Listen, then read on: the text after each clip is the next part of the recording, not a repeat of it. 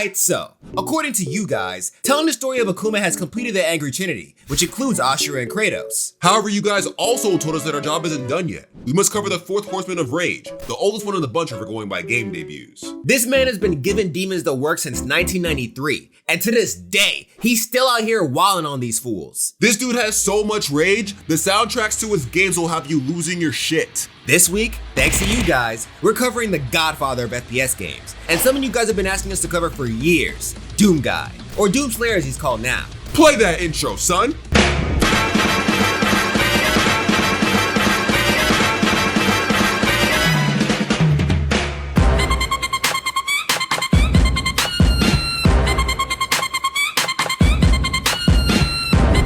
So before we begin, guess what fam? We got another sponsor, and this time it's Bleach Immortal Souls. It's this free-to-play mobile RPG game based on the Bleach storyline, and officially authorized by the Bleach Animation Production Committee, so you know it's legit. It was also made by Oasis Games, the guys who created One Punch Man Road to Hero and Naruto Online, along with a whole bunch of other titles. The game allows you to play through the multiple events in Bleach with your dream team of characters. Like, you ever want to see what kind of work Aizen and Urahara would put in together? You can now. Ever want to see Ukiura and Zangetsu put the moves on these fools? You can now. Nah, wait. Kenpachi and Yamamoto though? Yeah, that's a team. If they ever decide to just flex for the one time in the anime, they would be a problem. And since you're playing through the Bleach storyline, you get to revisit all the lit events from the anime and level up your characters along the way. So you can play through the story, turn on Netflix, watch some Bleach, and enjoy some Bleach with a side of Bleach. It's Bleachception, people. Anyways, the game has been blessed with the original voice actors from the anime, and the game follows a strategic character-based battle system. Meaning, like other JRPGs, the composition of your team plays an important role when fighting against your enemies. And you can do combos with the squad if you want to deal extra damage. There are already a bunch of characters available for you to summon, which includes the newly added Visors. Those dudes that taught Ichigo how to kinda control his hollow form. And the legendary Espada are on their way to the roster. They were like the regular Shinigami but with more swag. But for the folks who don't want to just play through the story of Bleach, there are a bunch more modes like Battle Arena and Challenge Mode. I've been messing with Battle Arena a lot myself. You get to battle teams made by other players and see which team truly has the most smoke. They're even giving you a code for a free multi-summon, which is in the description below. So check out the game, it's free, fun to play, and you can fill your life with some Bleach until this new part of the anime comes out. Oh, and don't knock that Bleach with the side of Bleach idea. Could be the exact type of anime relaxation time you need. The link to download the game is in the description below. And lastly, thank you Bleach Immortal Souls for sponsoring this video. We over here at the Don't You Fam appreciate you. With that being said, back to the Doom story. Alright, so the Doom storyline is really weird. There are games that fall into the canon, games that may or may not fall into the canon, shit's confusing. But don't worry, that's why we're here. To make things as clear as possible, we'll be sticking with the events that happened in Doom 1, 2, Final Doom, Doom 64, Doom 2016, and Doom Eternal. Yes, we know there was a Doom 3 and a Doom movie, but the third game in the series was just a more story-driven reboot. Some see it as a prequel to the Doom storyline, some see it as a sequel to Doom 2, but to us, it just seemed like the odd game out. And the Doom movie wasn't even canon. On top of that, it was doo-doo buns, bro. I remember watching that shit for the first time after my surgery back in 2017 and just raging at the fact that nothing else was on. This wasn't Doom. Why would you put Doom on the title when this wasn't Doom? So yeah, now you know the games we're sticking with. So on to the story. Our tale begins with the game that made FPSs what they are today, the first Doom. Mankind has mastered the art of space travel, and now they're trying to dip their toe into something more life-threatening, because you know how curious us humans get. And the conglomerate leading this excursion into the unknown is a Union Aerospace Corporation, or UAC for short. These guys saw space travel and were like, that's neat. But you know what's even cooler? Interdimensional space travel. So while the human race is chilling, traveling through space, these guys are trying to master traveling between dimensions. However, something is about to go terribly wrong. This brings us to the hero of our story, Doomguy. Well, for now, he's just a Marine. This Marine is one of the toughest motherfuckers out there. Like, I don't know what kind of training my man's been through, but this dude is the embodiment of ready. So one day, our boy the Marine is chilling. Then his boss calls him and is like, yo, I'm gonna need you to kill some civilians. So he's like, fuck that, and proceeds to beat the shit out of his boss. After that event, everyone looked at my man the Marine like, yo, this dude is crazy. So they send his hot-headed ass over to Mars to be bored as hell for the rest of his life. While the Marine is facing a sentence of imminent boredom, the UAC are doing a bunch of secret interdimensional space travel experiments on the two moons of Mars, Phobos and Deimos. Things seem to be going wrong because the volunteer soldiers that are going through the portals they've created are either not coming back or coming back out of their mind. Then one fateful day, Mars got a call from the team on Phobos saying they need military support right now, cause something fraggin' evil is coming out the portal. Then Deimos just kinda disappears. A whole moon. gone. So the Marine and a team of Marines head to Phobos to take a look at what's going on. A moon shouldn't just disappear like that. The Marine hears a whole bunch of death coming from team chat and eventually ends up being the only one left. So our boy grabs his pistol, makes his way to the Phobos base, and lo and behold, turns out the UAC accidentally opened a portal to hell, and a bunch of demons are running around like they own the place. The Marine's like, well, can't have that, then begins his purge of all the demons who dare to exist. This is also where I'd say the Marine turns into Doomguy, since this is where he starts doing what he's known for. All this demon shooting brings him to the portal leading to Deimos. He fights his way into the portal, fights through the Deimos base, then busts a cap in the Cyber Demon Lord's ass. Doomguy then realizes that all of Deimos has been transported to hell. It is literally floating over hell itself. So the Master Demon Slayer makes it his new mission to fight his way out of hell. With hell as his new target, the demon killer lands on the surface of hell and fights his way to the mastermind of the invasion, the ugliest ball spider demon. He kicks the thing's ass for all time, then finds a portal back home. But when he gets there, he finds a place in ruin. Hell has invaded Earth, and Hellspawn Dead killed his rabbit for no reason. Like it's canon. It's fucked up. This brings us to Doom 2.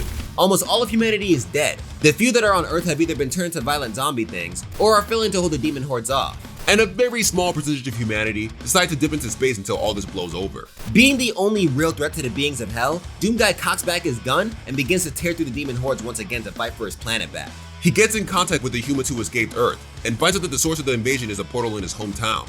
But there is no way to close a portal from the Earth side, so Doomguy is forced to go back to hell and eliminate the icon of sin, thus saving humankind from hell once again. He then returns to Earth to try and rebuild what's left of his species, until all shit breaks loose again thanks to the UAC's antics. In Final Doom TNT Evolution, the conglomerate was completely rebuilt due to everyone in it dying because of Hell's invasion. But these new idiots in charge didn't learn from their predecessors' mistakes, and they started messing with interdimensional travel on Jupiter. What the hell is wrong with these people? So all hell literally breaks loose on Jupiter, and it's up to Doomguy to once again save the day. He puts in that work, but then more problems pop up. In Final Doom, the Plutonia experiment, the UAC finally realizes that opening gates to hell is probably not the best idea, so they start developing technology to close the gates. You know, it really bothers me that it took them 3 invasions to realize that they should be closing gates, not opening them. Testing is going well, but all hell breaks loose once again when a portal stays open for too long and hell spawns invade UAC premises. So Doomguy heads to the scene and does what he does best, but the UAC goes right back to being stupid after this. In the follow-up to Final Doom, Doom 64, these mindless imbeciles start experimenting with interdimensional travel on Mars.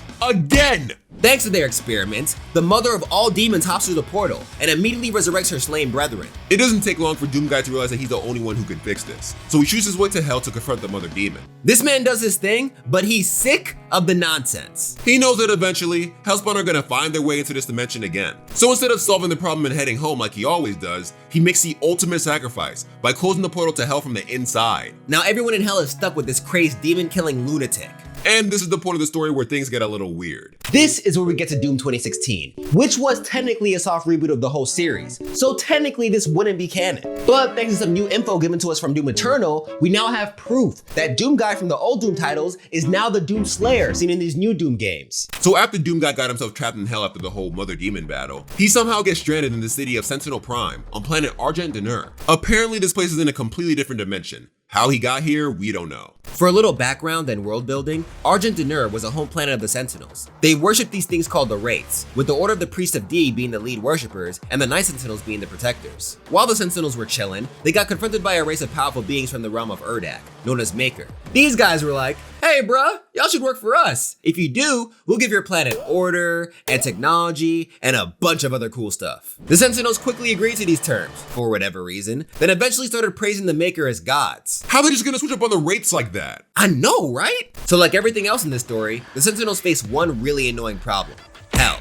These guys were at war with the demons from hell, and through this war, they discovered an oddly convenient form of energy, named Argent Energy. This energy will unfortunately lead to the downfall of the whole planet though. Alright, anyways, back to Doomguy. He somehow gets stranded on this planet, but after proving himself in combat, the Sentinels find use for him and recruit him to the Night Sentinels. Together, Doomguy and his fellow Night Sentinels lay waste to the beings of hell. And around this time, a being known as the Seraphim aids Doomguy in a battle against a giant Hell Titan by buzzing him with super speed, strength, and endurance. Wait, conscience. This means that Doomguy has been a normal guy this whole time. This was his only buff. You know what I'm gonna say, don't you? That's that anime shit. So eventually, the Night Sentinels find out that Argent energy comes from Argent slaves in Hell who are being forced to harvest innocent souls to create the energy. The Night Sentinels can't have that, so they head home to tell everyone what's going on. But then they get betrayed by their own kin, and a whole civil war breaks out. Apparently, the Maker made a deal with Hell in order to maintain a stable supply of Argent energy. And the priests of the Order of Deeg now officially worship the Maker. So yeah, the Night Sentinels get completely betrayed and thrown into Hell. And a good amount of the planet gets consumed by Hell too. You see why you can't just be out here worshipping things you just met? So eventually all of Doomguy's comrades get killed in Hell. Well, except for one Night Sentinel who betrayed them, known as a betrayer. Doomguy spends eons bodying the forces of Hell. Like, this man causes so much havoc that demons begin to fear him and give him the name Doomslayer. This man is so gangsta that demons are out here speaking of him like he's a legend. The demons really want this man gone, so they finally find an opportunity to jump him and drop an entire structure on him. This knocks him out long enough for them to separate him from his armor and trap him in a sarcophagus. While Doomslayer is trapped in Hell stasis, an alternative version of Earth is going through events similar to the events that Earth took part in back in the old Doom timeline. The UAC is still out here messing with portals to Hell, but this time, they're trying to uncover more about Argent energy. This version of Earth discovered Argent energy, and it revolutionized their way of living. However, as we know, nothing good can come from gaining more of this energy source. So during an expedition led by Dr. Samuel Hayden, they find the Doomslayer sarcophagus and bring it to the UAC base on Mars. But unfortunately, cause this is the UAC, someone comes and fucks everything up. Sam's assistant, Olivia Pierce, decides to make a deal with Hell in exchange for the power of a god. Why, Olivia? Why would you do this? The deal she made allows Hell to invade the UAC Mars base, just like in the last timeline. But luckily, Doomslayer wakes up just in time, puts on his Praetor armor, then gets to work. So Hayden contacts the Slayer and basically tells him that as the chairman of the UAC and the overseer of the Argent Energy research projects, he fucked up, and now everyone except for him and Olivia Pierce are dead. But then he tries to defend the whole situation by saying that all this research is worth the risk. Bro, shut up! Our boy Doomslayer is used to these circumstances, so he goes about his business and starts blowing the heads off some demons. On his violent journey, he discovers that Olivia plans on using the Argent Energy Tower to tear open a permanent portal to Hell. Both the Doc and the Slayer are like, well, can't have that. So Sam tells Doomslayer to carefully dismantle the Argent power supply cases. But looks like Doomslayer has a faint memory of how fucked up this power source is, because he completely destroys the supply of Argent energy they have. Sam ain't too happy about this, but hey, fuck him. Eventually, Doomslayer finds the mad scientist, but she tears open a portal to Hell which sucks Doomslayer back into the accursed realm. The Slayer does what he does best, and fights his way through the demon hordes until he gets back to Mars. He then finally meets Dr. Hayden face to face. The doctor gives him an upgrade which will allow him to teleport back to Mars from Hell safely. Then he informs the Slayer that they need a new way to close a portal to Hell that is still open on Mars. They're going to need the ancient Hell artifact known as the Crucible. This is an item that is able to control the well, the source of Argent energy. With all of Mars at stake, Doomslayer returns to Hell, finishes some more unlucky demons, and retrieves the Crucible. He uses it to destroy the source of the portals between Hell and Mars. Then he finally confronts Pierce. She was obviously being used as a pawn by Hell, so they turn her into a spider mastermind. It's basically the same boss you fought in the first Doom. Doomslayer hands a corrupted scientist a steaming hot plate of these hands, and finally puts an end to this chapter of his life. But things can't be too easy for our boy. Dr. Hayden teleports Doomslayer to Mars and keeps him restrained while he takes the Crucible for his own. Then he teleports a guy to an unknown place. Which brings us to the final game in the plot, Doom Eternal. Similar to Doom 2, Earth gets invaded by Hell. However, this time there is some actual reasoning behind the invasion. Remember the Maker, that race of powerful beings that the Sentinels worshipped? So their leader, the Khan Maker, is leading Hell's invasion on Earth because of the pact they made with Hell a while ago. If the Maker can hand Hell all of humanity on a silver platter, then they will be granted unlimited Argent energy, which they need to survive. During the invasion, Dr. Hayden stands before the Allied Nation Council to offer his aid to Earth's defense against Hell's demonic forces. The ANC appoints him as the lead director of the Armored Response Coalition. Using the Crucible, the only source of Argent energy they have, Hayden upgrades all the UAC facilities on Earth, but it's not enough to stop the invasion. Eventually, Hell's forces wipe out 60% of the human population. What remains of humanity either left the planet altogether, or is still on Earth trying to defend what's left of it. Luckily, Doomslayer returns from wherever the hell he was, and starts slapping the shit out some demons. His first targets are the 3 priests of Deeg from Sentinel Prime. So he heads to a destroyed LA and murders Deeg Nylox. This kinda scares the Khan Maker, so she teleports the rest of the priests away from the wrath of Doomslayer. He eventually finds Deeg Renact and kills him too. The Khan Maker doesn't like how this man is tearing through her team though, so the last priest's move as well. The last one seems to be really good at hiding like a bitch though, so Doomslayer goes to his old enemy for help, Dr. Hayden.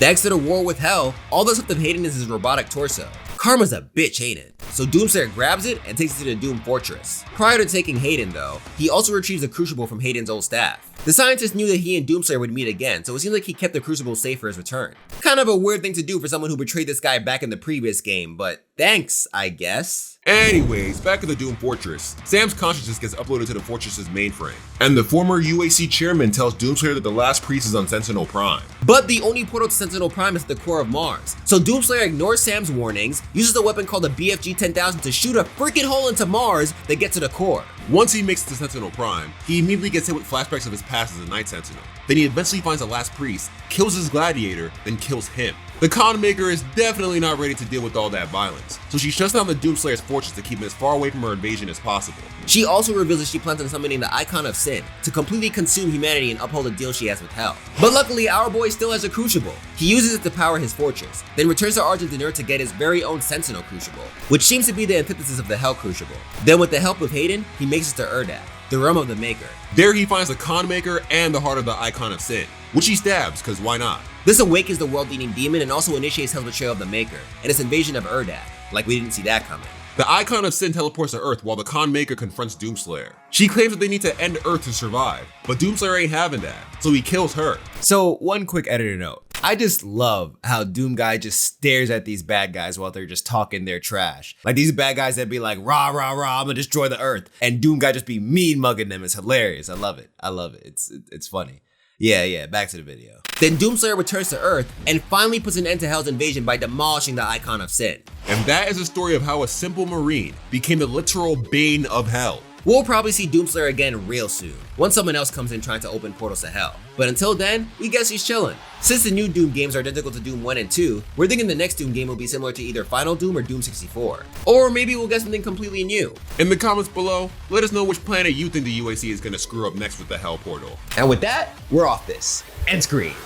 Yo fam, thank you for watching this new episode of Honest Gaming History on Doom. So sorry for how long it took. I know I mentioned this a while ago. I talked about me doing it. A lot of you guys were excited, but hey, it's here for you to enjoy and watch and critique and all that good stuff. Thank you once again to Bleach Immortal Souls for sponsoring this video. The game is free to play and the link to download it is in the description below. As you guys can see, I am wearing the D's Hands shirt. I gotta go on my tippy toes so you guys can see it, but the shirt is available on my shop on Teespring. It's also should be below the video right now as well. But if you want, you could also go to the shop on Teespring. It's in the description below and you can check out the shirts if you want to see them. If you enjoyed the video, don't forget to like, subscribe if you want to see more of me, share this video with all your Doom friends, and last but not least, if you want to get updated with whenever I upload new videos, hit that bell notification button so that you can stay updated, because if you don't, you will never get notifications on when I upload new videos. I got my 100K plaque, so expect a video on that very soon. I'm gonna have a Q&A with Shamar, so if you want,